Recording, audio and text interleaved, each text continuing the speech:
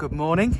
It's Easter Sunday, so a really happy Easter to our church family and to anybody else who's watching. This feels a little bit strange, doesn't it?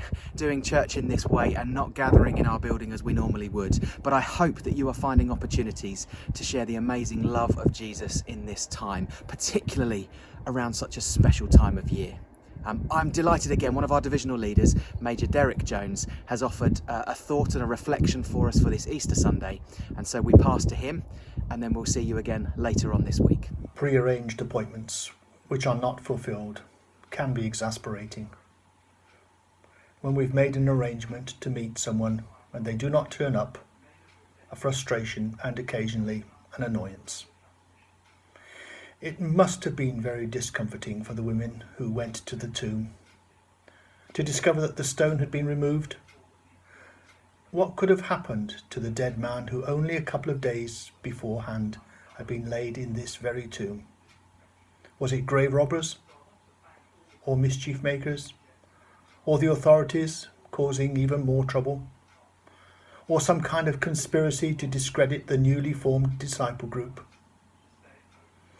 The women did what most of us would do in this state of shock. They returned to the familiar. They went back to the assembled group to report what they had found.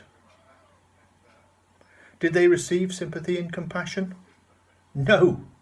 The response was, "What do you mean? He's not there." This was the most unlikely of outcomes. The loss of a dead body would be a nightmare for humanity, but for the fact that this was exactly what had been predicted. It was exactly what Jesus had told them, but their dull ears had not understood. The words of Jesus ring down the centuries. The Son of Man must suffer many things, and be rejected by the elders and the chief priests and the scribes, and be killed, and after 3 days rise again, we read in Mark chapter 8.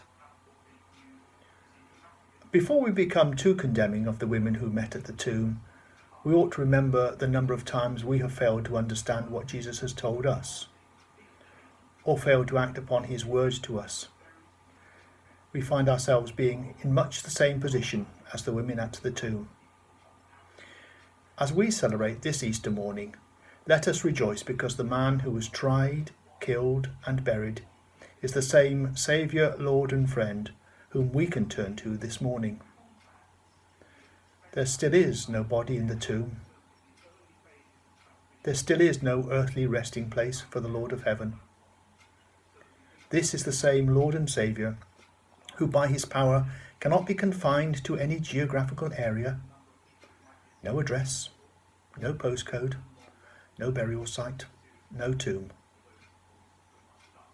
In another context, Jesus in Luke chapter 9 says, "The Son of Man has nowhere to lay his head."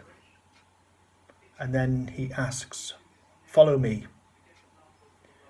What a challenge to follow a man who has no tomb and no gravestone and no physical geographical home, but who calls us to a life of obedience, faith and adventure.